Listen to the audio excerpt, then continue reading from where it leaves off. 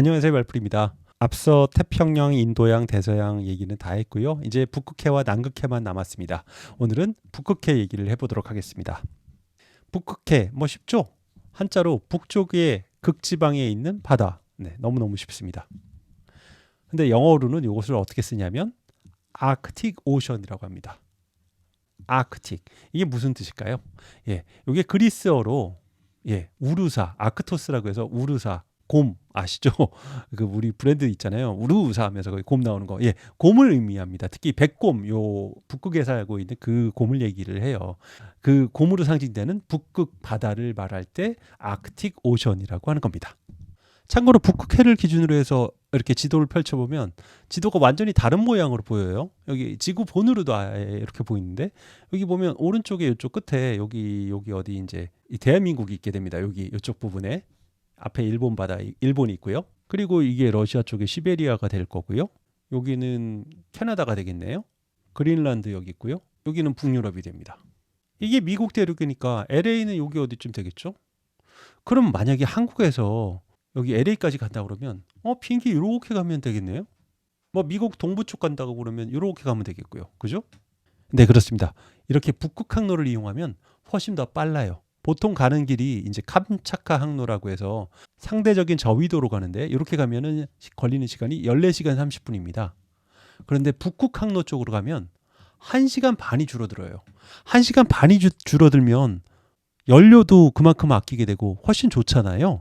네, 맞아요. 이렇게 시간도 아끼고 연료도 아끼기 때문에 2000년대 들어서 이 북극 항로를 자주 이용을 했었습니다. 그런데 몇 년 전부터 더 이상은 이용하지 않고 있거든요. 그 이유가 무엇일까요?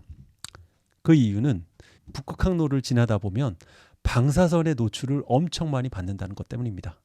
원자력 종사자가 0.6 정도 받는다고 했을 때 이 북극 항로 지나는 객실 승무원이 2.2입니다.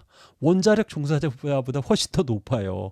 그러니까 여기만 비행을 몇 번 하면은 원자력에 피폭당하는 거나 마찬가지죠.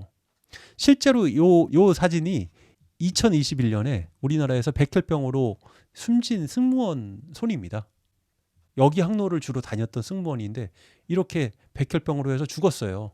그래서 법적으로 22년인가 그때 산재 인정까지도 받았어요. 실제 측정해 보니까 요 북극 항로에는 방사선 노출이 너무 심하다.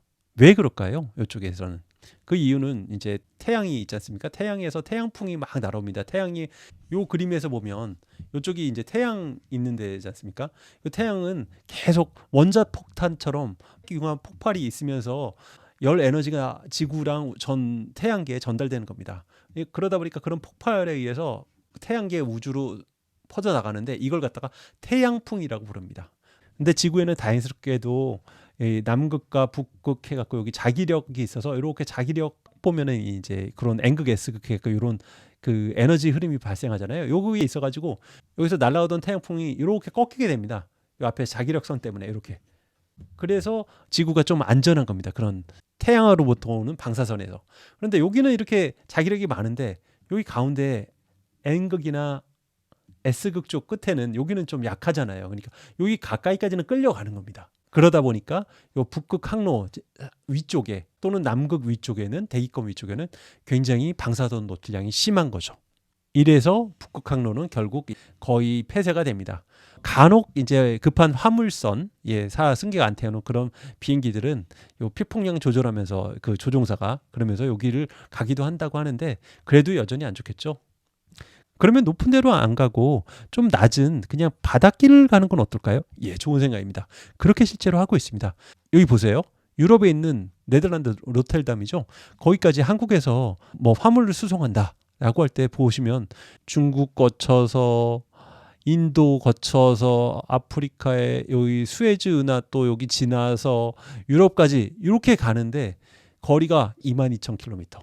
근데 이 북극 항로로 이렇게 가면 32% 단축됩니다. 15,000km니까. 날짜도 당연히 32% 단축이 되겠죠. 훨씬 좋잖아요. 예, 그래서 이 길을 갑니다. 그런데 여기에 문제는 뭐냐? 겨울에 여기가 얼어버려요. 얼어서 빙하가 많은 거예요. 그러니까 가다 보면 빙하에 막혀서 꼼짝달싹 못할 수도 있잖아요. 그래서 쇠빙선 이런 것들도 필요하고 그러니까 또 그것도 나름대로 문제가 되는 거죠. 그래서 겨울에는 좀 그런 애로사항이 있습니다.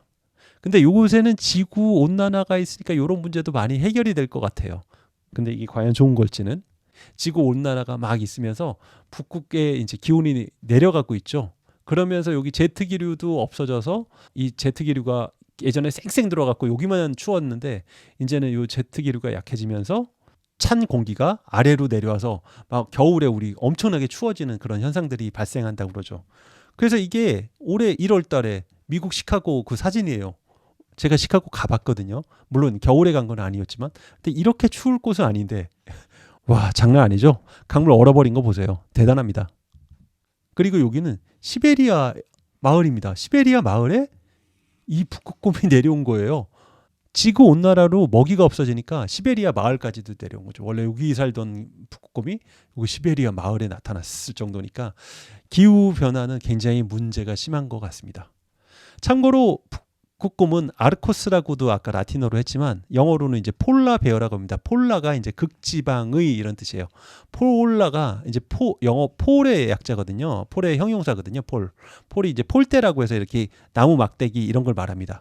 그래서 우리가 막대기에서 추는 춤을 폴댄스라고 하고 또 브랜드로도 빈폴이라고 있죠. 빈폴은 뭐냐면 빈이 콩이잖아요. 콩밭에 이렇게 딱딱 경계를 지어 놓는 그 울타리 거기 그 나무를 갖다가 빈폴이라고 한다고 합니다. 아마 옛날에 콩밭을 가지고 있던 그래서 이렇게 빈폴을 했던 사람이 그 사람의 이름이 빈폴이 되었을 것 같고요. 그래서 그 사람이 만든 브랜드가 빈폴 브랜드고 지금 꽤 많은 연예인들이 이렇게 입고 있는 그런 브랜드가 되었습니다. 말풀이 요약하겠습니다. 북극해, 한자로는 북쪽에 있는 극지방의 바다. 너무 쉽죠?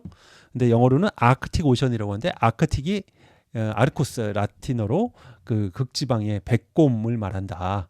그래서 백곰의 바다가 아크틱 오션이다. 북극을 노스 폴이라고 하는데 그 폴은 막대기를 의미한다.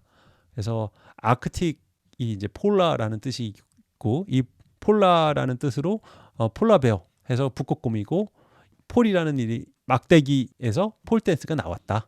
이렇게 이해하시면 되겠습니다. 감사합니다.